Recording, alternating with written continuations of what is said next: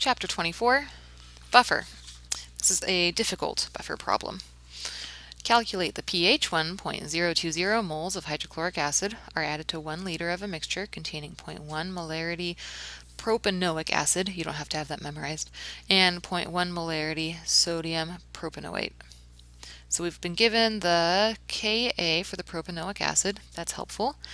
Let's start off by identifying the major species.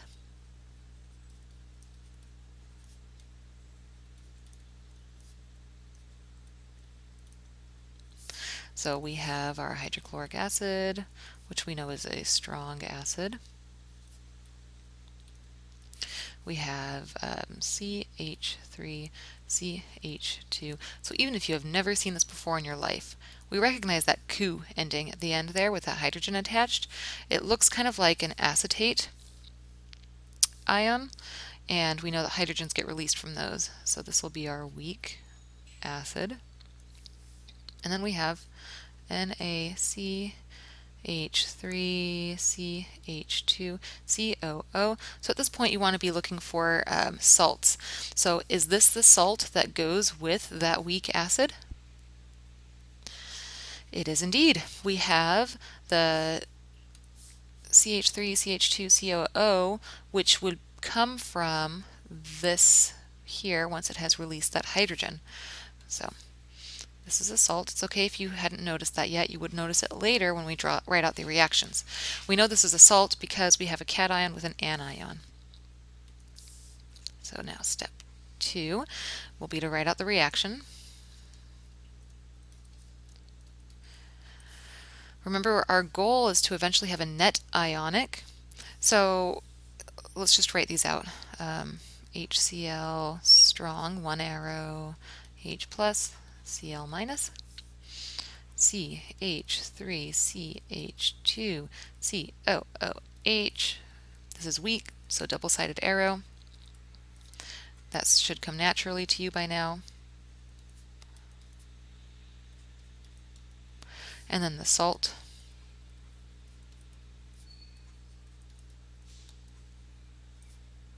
One-sided arrow because it's a salt. Salts completely dissociate in water as long as they are soluble. And the way we'd know if it's not is if they supplied a KSP. So you could add that as a note to yourself. If the salt is not completely soluble, they will supply a KSP for you. Solubility product, constant. Okay, so now, if I want to add these together, I want to make sure everything is oriented correctly. Does it make sense that an acid, like hydrochloric acid, would react with another acid? Not so much. We are going to flip this around in order to have the hydrochloric acid react with the conjugate base. And the reason we're flipping this one around is because it's the only reversible reaction. So it's really my only option. So I'm going to actually rewrite it down here. So H plus CH3, CH2, COO minus reacts to form reversibly CH3, CH2, COOH. Now we want to create the net ionic, and we're only adding together these equations. And if you were to split apart everything that is able to split apart in water, you would actually find that everything cancels out except for equation 3. That one is left behind.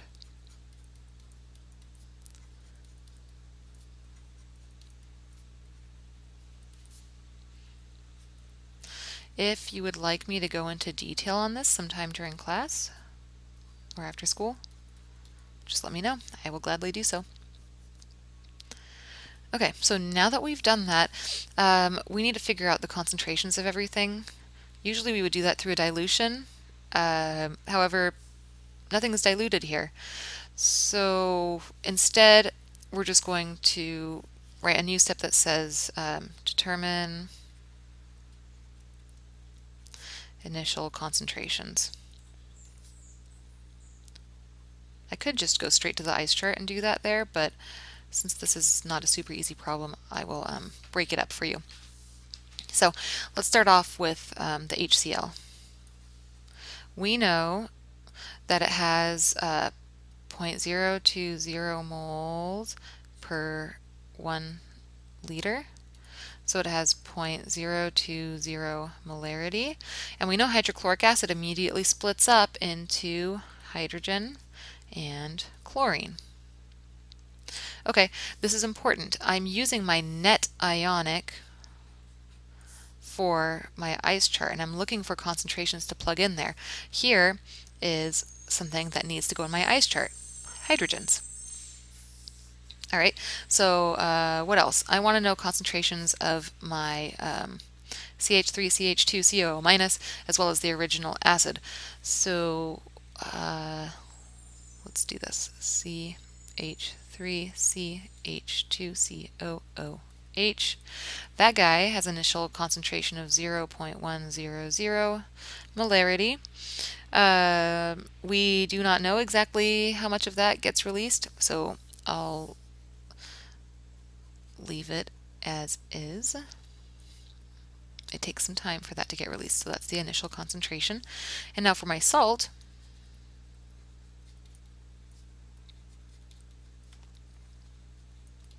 that one also has an initial concentration of 0.100 molarity.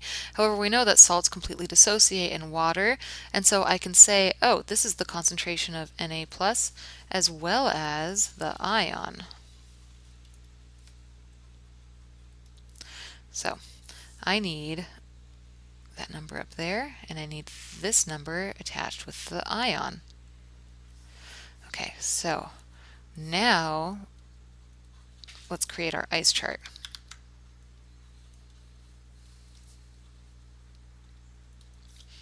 ICE, net ionic.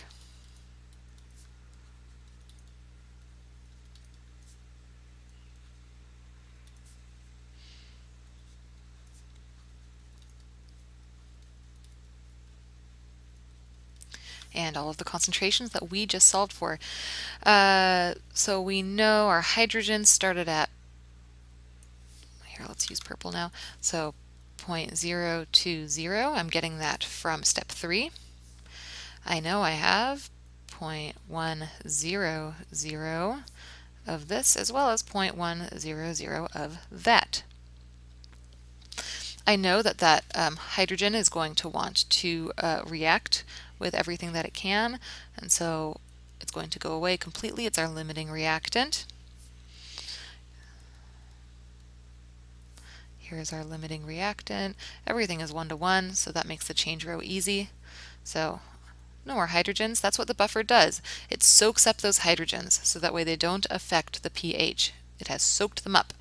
So 0.080, and this one was added. So we've got 0.120. So look at that, the buffer worked. It was able to deal with the hydrogens that the hydrochloric acid released. Nicely done, buffer. So now we want to actually solve for the pH. And notice how there aren't any hydrogens left. That's a clue that we need to use the Henderson-Hasselbalch equation. The other clue is that this is a buffer problem, and that's the equation you use in buffer problems. Henderson-Hasselbalch. I wish it was Henderson-Hasselbalch. That would be funny.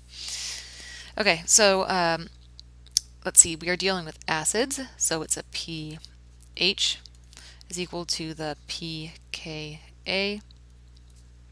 plus the log of the ion CH3CH2 COO minus over the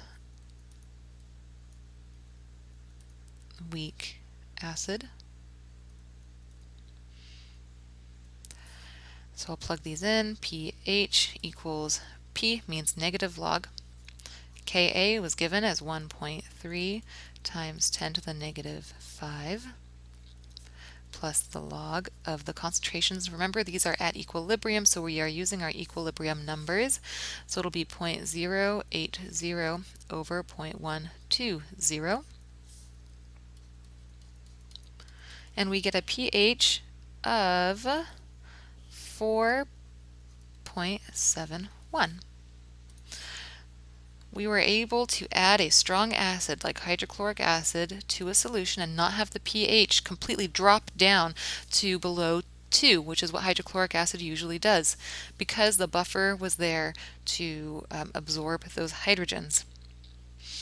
If you were going to add an extra little note to yourself, just a handy little idea to keep in mind, it's unrelated, but over here you can plug in moles. If you don't have concentrations, you can plug in moles because the volumes would cancel out.